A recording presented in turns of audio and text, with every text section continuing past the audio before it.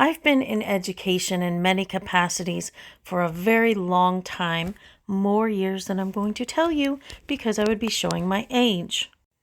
And I've seen something happen many times over with young kids who are really good.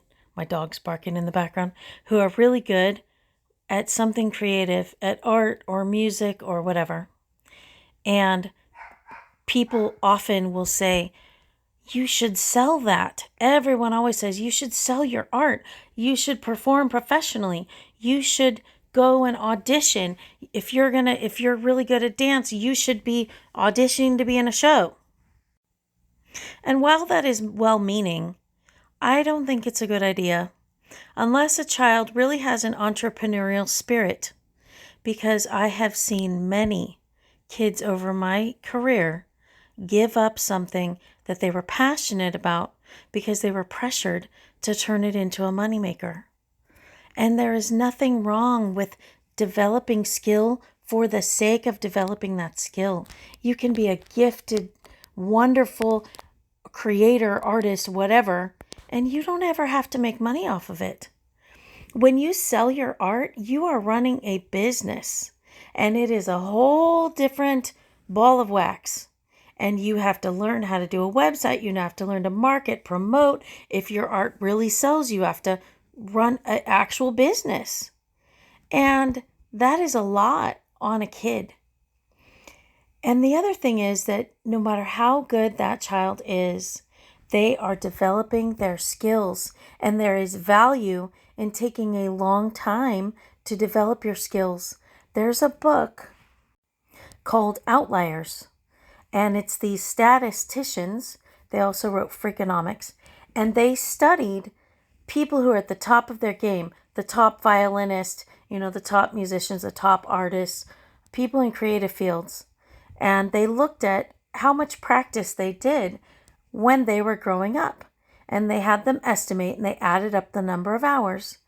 And every single person that they looked at reached their peak and started really, making money or getting professional whatever gigs for their creativity after 10,000 hours of practice. 10,000 hours. That's how long it takes to master any skill. And that's how long it will take your child to become really proficient and to find their style as an artist, even if their art is really good. And I know somebody might think, oh, why are you discouraging kids? But it's not that. If it's child-led, then go for it. Let them lead the way. What I am discouraging is for the parents or the aunts and uncles to lead the way into pushing a child into going somewhere that they're not ready to go. Because I have seen it many times. Very gifted kids and their parents are like, let's do open mic nights because you're an amazing musician, or let's put your work out on Etsy, let's sell your art. And the kids, they get so overwhelmed that they quit and they don't go back to it. If your child is an artist, let's say, and they want to sell their pieces, say, okay, do the research how to start an Etsy shop. And have them do the research. Have them do all the work. And then let them decide. And then if they decide to go for it and it doesn't work, it's okay because it's free, or it's 20 cents to list on Etsy. So that's okay.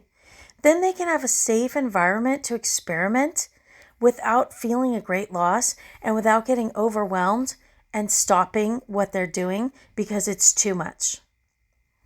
If you like to talk about life and art and be uplifted, give me a like, give me a follow, and join in on the conversation. My goal here is to uplift others, to talk about life issues and things that come up, and create a community where we uplift each other.